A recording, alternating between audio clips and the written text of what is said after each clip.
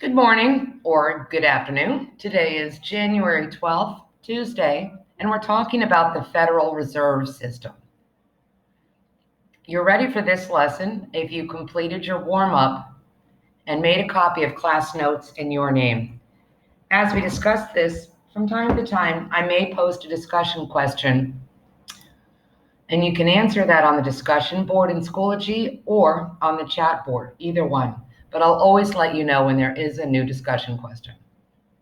The economic flow describes the flow of money as we spend money and make money as producers, consumers, the government. When things are going well, we make enough money to buy what we need. Prices are low enough, salaries are high enough for the economic flow to be balanced. But sometimes there are problems that can happen with economic flow. Recession, inflation.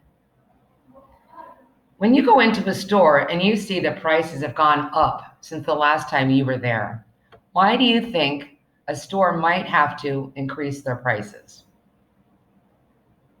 Stop here. Use the chat or discussion thread. Why do you think a store might have to increase prices?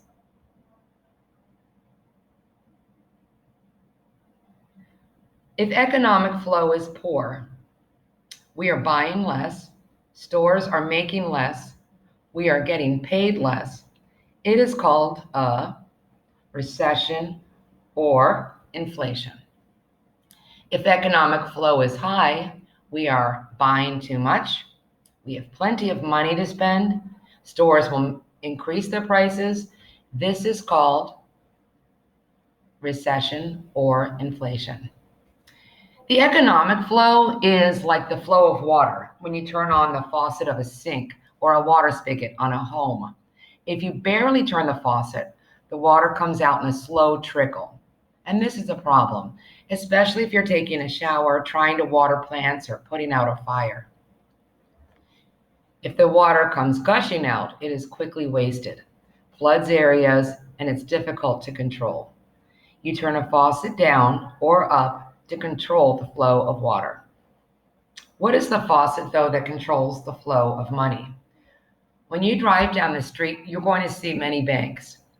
How many banks do you know the name of?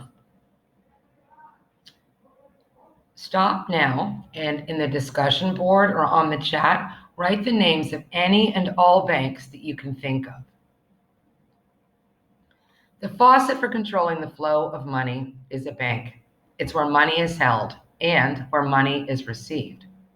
But did you know where banks get their money? They get their money from a bank. So when there is a problem with the economic flow in the United States, it is the bank for the banks that begins to increase or slow down the money. The Federal Reserve System solves problems with economic flow. It's headquartered in our nation's capital. What city is this? The Federal Reserve System divided our country into districts. How many? Count them.